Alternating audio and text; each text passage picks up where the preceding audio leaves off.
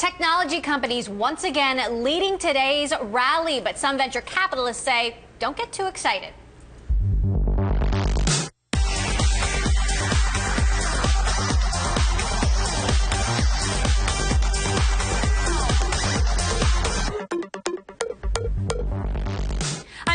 And this is Bloomberg West. Coming up, some analysts bet on when Twitter may name a new CEO, while others say an acquisition is inevitable.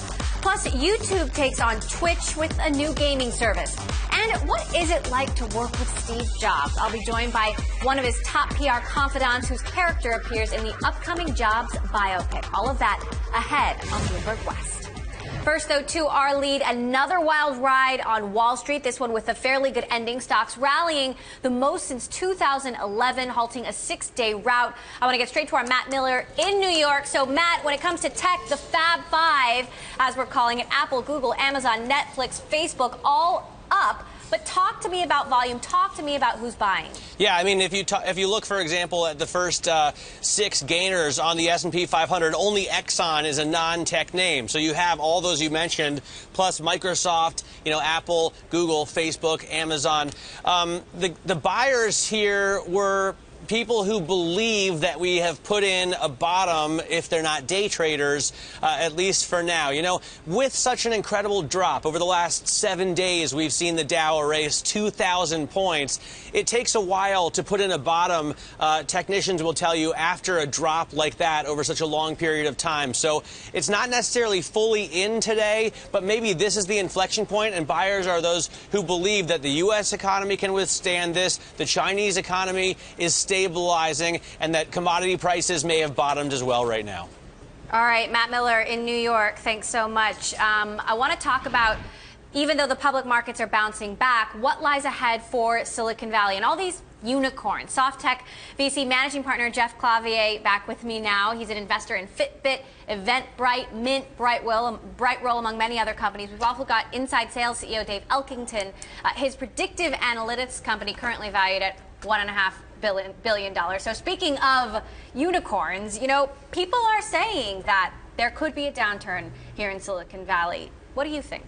Well, first of all, I hate the term unicorn. Well, because it didn't turn out well for the unicorns, right? Like, I think the boat went without them. And so, first of all, I think unicorns is a terrible, frankly, the term and even the concept, I think, is not a great thing. Well, it implies, a company's valuation is over $1 billion, and there are more and more of them every day.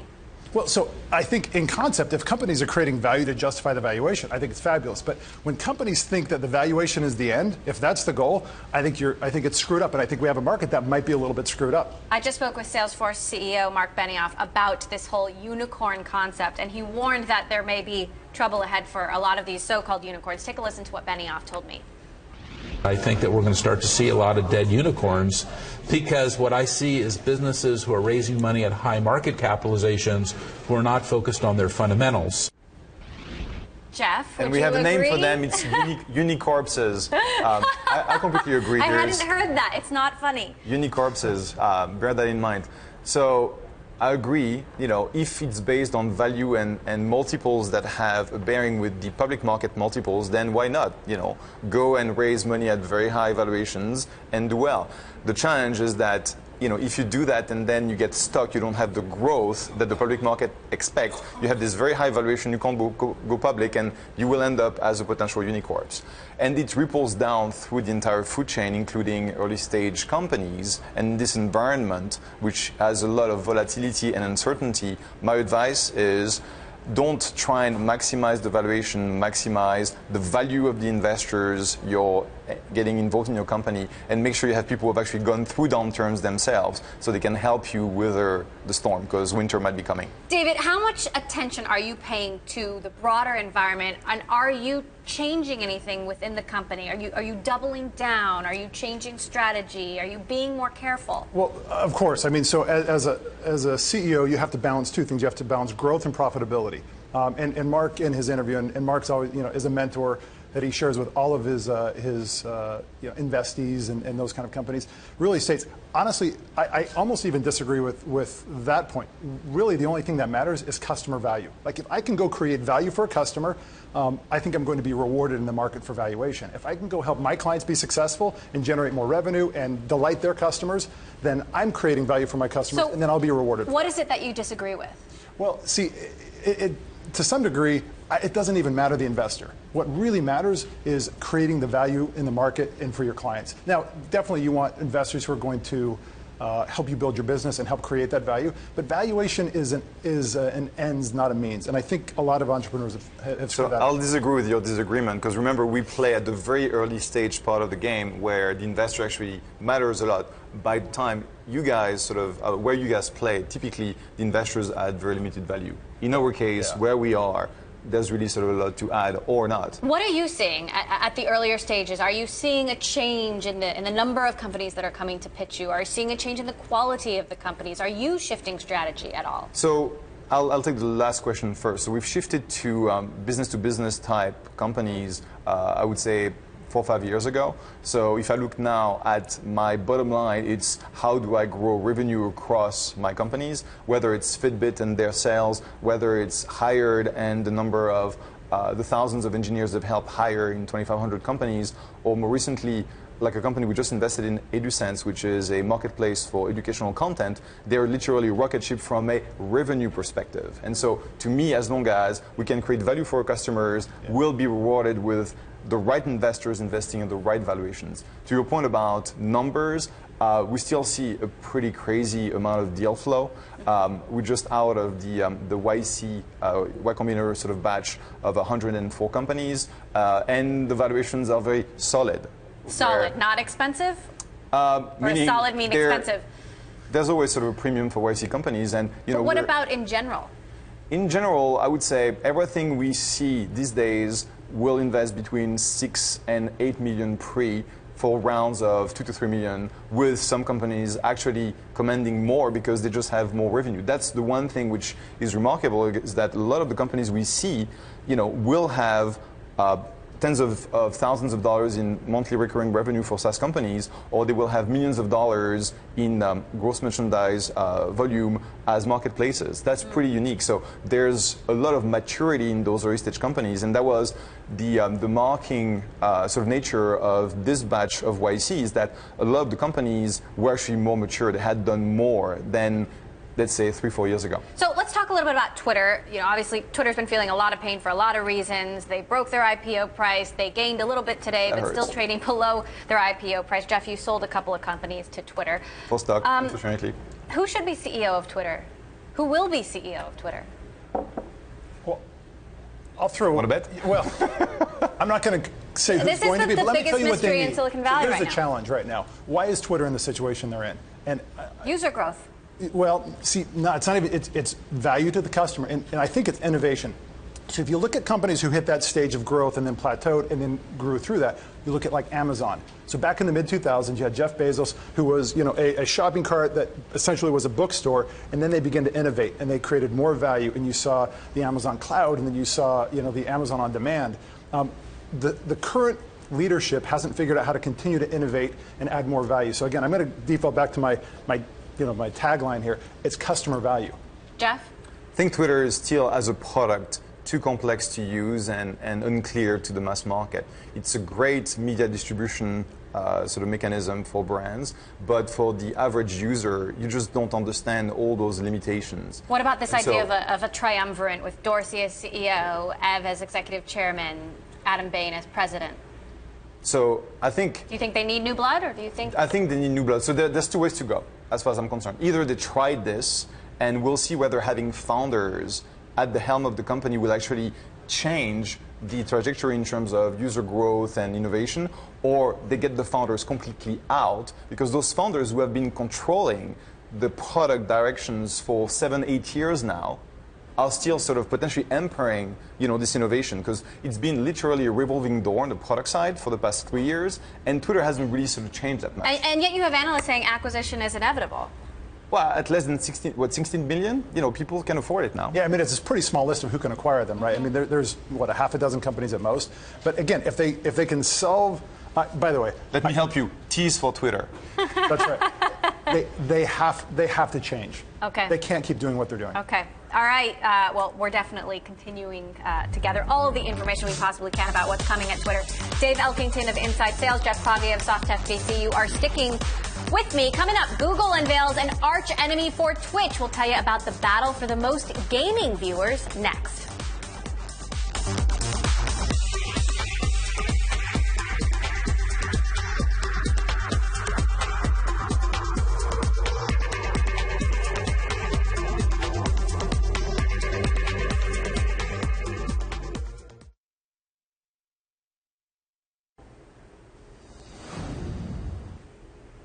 Breaking news now. Workday shares are rising in extended trading. The company reporting a better than estimated quarterly revenue and saying it has surpassed its recruiting goals. Shares are up 4% right now. Well, it is Google versus Amazon in the fight for gamers. Today, YouTube officially launched its standalone site, YouTube Gaming, a platform for people to watch live streams of other people playing video games. It's a direct competitor to Twitch, the site that Amazon paid nearly $1 billion for last year. Still with me to put it in perspective, Jeff Clavier of SoftTech VC, Dave Elkington, CEO of InsideSales.com, and from LA, our Bloomberg News reporter who covers new media, Lucas Shaw. So, Lucas, talk to me about YouTube Gaming. It does not cease to amaze me how many people actually like to watch other people playing games, but this is a huge market. Yeah, I mean, gaming, I think, is probably the second or third biggest topic on YouTube after music. Like, music is far and away number one. Music videos get watched the most. But if you look on the charts of the most subscribed YouTube channels, music is one, gaming is two, and then number four is PewDiePie, who's the YouTuber who's got like 35 million, 40 million subscribers, and mostly what he does is talk to people while he's playing video games in an entertaining voice. So gaming is huge on YouTube. They've known it all along, and if you look at what YouTube is trying to do, they're cultivating kind of specific sites or specific experiences for fans of a particular type of video. So they've already got this new music service. Now they're creating gaming. They're trying to make kind of the very messy world of YouTube a little clearer for both users and for advertisers. David? So you're laughing. Well, I'm laughing, but so I have an 11-year-old little boy, and he does like game programming using like Game Maker and little game engines. And he and I, we sit down together and we actually watch YouTube games of.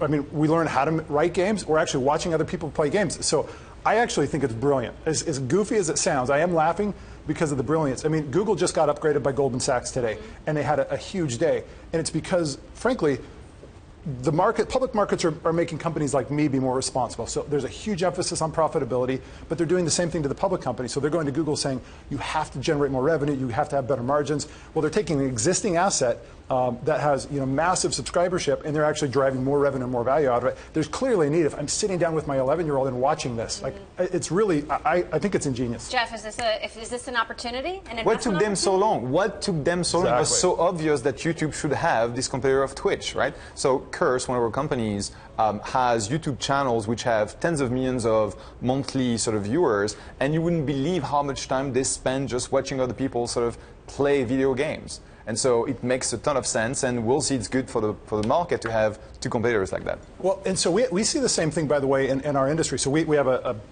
sales enablement, a sales acceleration platform, and we have a gamification component, and that's one of our fastest growing, might be our fastest growing segment, even though we have this amazing predictive system that actually drives revenue. What are they buying? They're buying the game system. Bring out the inner competitor in all of us. Okay, Lucas Shaw of Bloomberg News, thanks so much. Dave Elkington of InsideSales, Jeff Clavier of SoftTech VC, thank you both today for joining us. Now, to the race to make our homes smart. June is an oven built by former Apple engineers and designed by Ammunition's Robert Brunner, formerly of Apple. I went inside the June kitchen right here in San Francisco to test it out.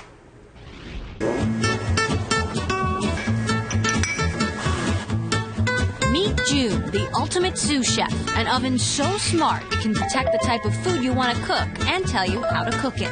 We're kind of taking cues from the latest and greatest in machine intelligence, machine learning, computer vision, and deep learning neural networks. So, part AI with a splash of machine learning, combining a lot of tech that's already in the kitchen, like a scale and a temperature probe. But with June, it's all wrapped up in one device to help you become a better chef.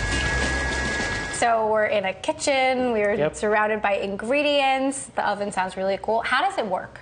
Let's say I want to make a steak. The oven recognizes it's a steak. With the core temperature thermometer, it knows what the starting temperature is, and it will ask you what your preference is. And you tap that on the screen, and the oven takes care of everything else. You're an inventor on a number of Apple's camera patents. There's a camera in the oven. The difference is that Apple, the camera was used to capture pictures. We analyze pictures on a streaming basis. This all sounds great and innovative, but at almost $1,500, June costs a lot more than your average toaster oven and can't cook larger meals like Thanksgiving turkey.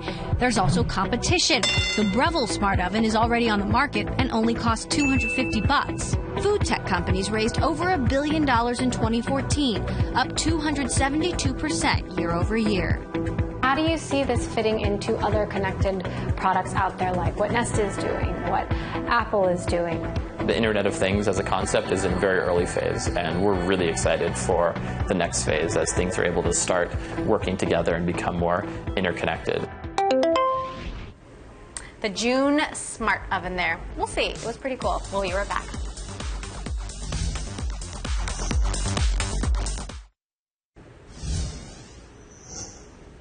Another story that's had us on the edge of our seats. A TV reporter and cameraman in Virginia were shot dead this morning during a seemingly routine live shot about local tourism. The alleged shooter then started tweeting while he was on the run. Turns out he was a former employee at the local TV station WDBJ in Roanoke, Virginia. A former reporter, in fact, identified as 41-year-old Vesterlee Flanagan. He went by Bryce Williams on air and on Twitter. Not only did he manage to tweet about what he had done and why, but he filmed the shooting, posting the horrifying video to both Twitter and Facebook. Both accounts were quickly shut down, but not before the clip was shared across social networks with those violent images autoplaying in users' news feeds, including mine. The suspect later shot himself. He is now dead. The woman they were interviewing at the time was also shot and is reportedly in stable condition. It is time now for our Daily Bite, one number that tells a whole lot, and today's number is 75 million. That is how many PCs have installed Windows 10 4 weeks after the latest release. That's according to Microsoft Corporate Vice President for Windows, who tweeted the numbers out this morning. Also, Microsoft says Windows 10 has been downloaded in 192 countries, and more than 122 years of gameplay have streamed from Xbox One to Windows 10 devices. Big numbers so far. Windows 10 likely getting a lift from the fact that the upgrade is free. We'll be tracking these numbers very closely to see if Microsoft can meet its own target of getting 1 billion devices to run Windows 10 in the next 2 to 3 years. Well, the long-anticipated Steve Jobs biopic penned by Aaron Sorkin premieres in October. Sorkin spoke to a number of Jobs' real-life friends and colleagues to craft his story, including my next guest, Andy Cunningham. Her public relations agency helped launch the Macintosh and went on to work with Jobs at Next and Pixar. Andy Cunningham, founder of the Cunningham Collective, joins me now here in the studio. And it's always so fascinating to speak with anybody who ever worked with Steve. But you've also seen the latest film. It really focuses on the Mac launch. What did you think? Did he get it right? It's a wonderful film. It's an incredible character study of an incredibly complex man, and I think Aaron and Danny Boyle did a fabulous job with it. I interviewed Aaron Sorkin on Studio 1.0, and he was quite proud of the script. Take a listen to what he had to say. With Steve Jobs, I can say that the rest of the world may not agree, but this is the first time I've felt at the end of a script like I wrote exactly the movie I wanted to write.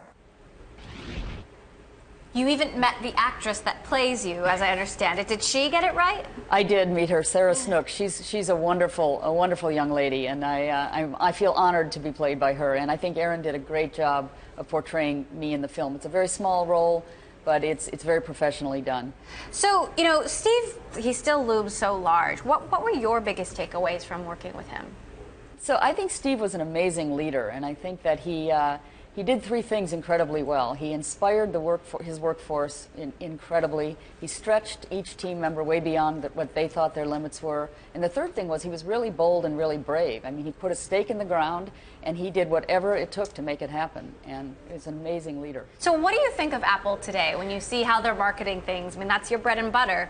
When you see the Apple Watch, for example, which was the first product that was launched after he passed away. Yeah, I love the Apple Watch.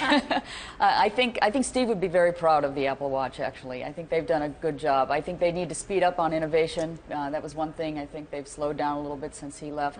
But from a marketing perspective, I think they're doing a great job. What specifically? What are they doing well? I think they're capitalizing on the cult-like nature, if you will, of the Apple community. And that was sort of a surprise that we all kind of stumbled upon back when we launched the Macintosh. We didn't realize it was going to be a cult-like product. And as soon as we realized that, we started capitalizing on it and making a community out of it and making it cool. You still run your own agency here in Silicon Valley, and I know you're dialed into the founders and who's out there. Is there anyone out there that reminds you of him?